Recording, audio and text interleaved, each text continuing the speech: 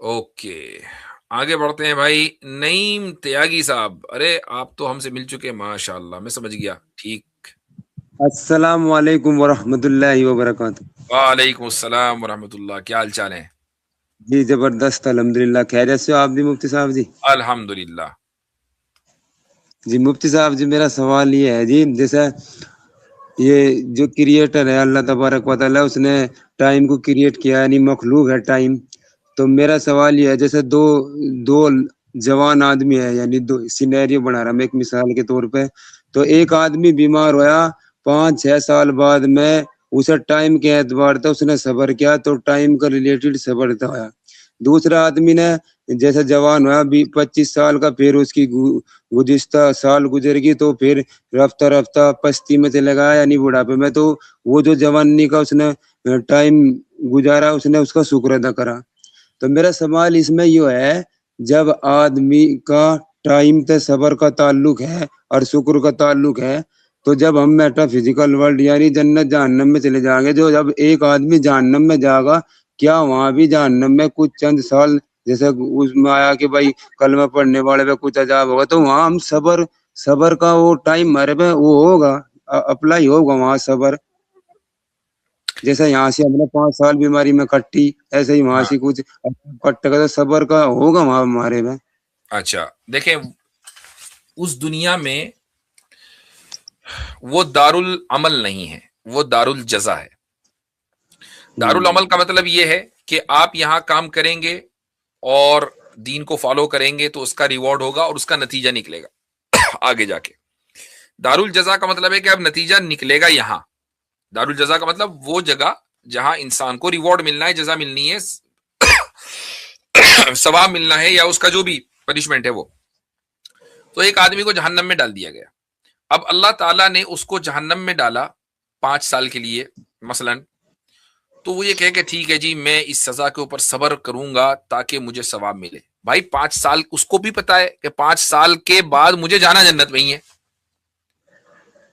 تو اب ایسا نہیں ہے کہ اس کو صبر کی وجہ سے وہ جنت کے علاوہ کہیں اور، جنت کے علاوہ تو کچھ نہیں ہے نا، یہ تو جہنم ہے، جنت ہے. اس کو الٹیمیٹلی جانا ہی جنت میں ہے. وہاں سے نکلنے کے بعد دوبارہ پھر اللہ تعالیٰ فیصلہ کرنے کے لیے قیامت قائم نہیں کرے گا کہ چلو بھائی اب جہنم سے نکل کر آگے اب دیکھیں گے تم نے وہاں صبر کیا ہے نہیں کیا. ایسا کچھ نہیں ہے، کیونکہ جہنم دار العمل نہیں ہے، جنت بھی دار العمل نہیں ہے. یہاں تو انسان کو اپنی جہنم میں اپنی سزا بھگتنی ہے.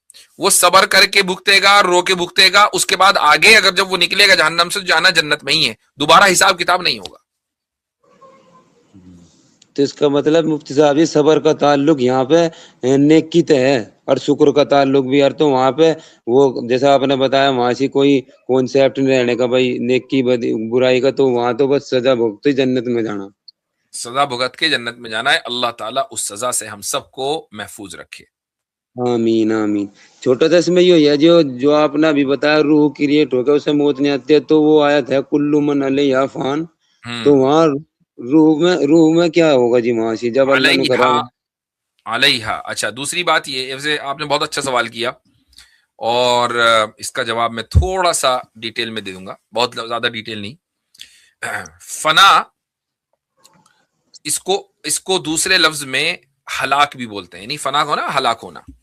کلو من علیہا فان، کہ زمین میں جو کچھ ہے وہ فانی ہے. فانی کا مطلب ہلاک ہونے والا ہے.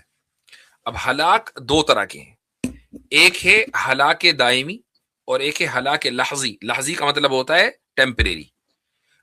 تو جو کچھ بھی ہے وہ ہلاک، کچھ چیزوں کا تعلق ہلاک دائمی سے ہے، کچھ چیزوں کا تعلق ہلاک لحظی سے ہے. مثلا یہ کائنات ہے، یہ دنیا ہے، یہ جب ہلاک ہوگی تو دائمی طور پر ہلاک ہوگی، دوبارہ دنیا بننے والی نہیں ہے. لیکن جو روح ہے یا ملائکہ ہیں، جبریل ہیں، میکائیل ہیں، اسرائیل ہیں، اسرافیل ہیں، اور جتنے ملائکہ ہیں، تو ان کے اوپر بھی ہلاک آنا ہے، ان کے اوپر بھی فنا آنا ہے، لیکن وہ فنائے لحظی یعنی ٹیمپریری طور پر، اور اس کے بعد دوبارہ پھر اللہ تعالیٰ ان کو لائف دے گا اور اس طریقے سے بات آگے بڑھے گی. تو روح کی جو موت ہے یہ دراصل روح کو چند لمحوں کے لیے، وہ اللہ تعالیٰ جانتا ہے کتنے لمحوں کے لیے فنا کیا جائے گا. اس فنا کی حقیقت کیا ہوگی وہ ہم نہیں جانتے، وہ اللہ ہی جانتا ہے، چونکہ ہم تو روح کو بھی نہیں جانتے کہ ہم اس روح کی فنا کی حقیقت جان لیں. یہ تو ہمارے بس میں ہے ہی نہیں. بے شک بے شک. ٹھیک ہے، زبردست مفتی صاحب جی، ماشاء اللہ. اللہ تعالیٰ آپ کو استقامت دے، آپ کی آمین عمر دے، اور آپ کو جنت میں اعلیٰ تعالیٰ مقام نصیب فرمائے. آمین. یہ بتائیں کہ جس دن کتاب کی تقریب اجرا تھی اس دن آپ دیوبند ہی میں تھے نا؟ جی جی، میں ہی تو موجود آپ تھے جی. پروگرام میں شریک ہوئے تھے؟ جی بے شک، بالکل. اچھا ٹھیک ہے، صحیح ہے. چلیے بہت اچھی بات ہے، جزاکم اللہ خیرا.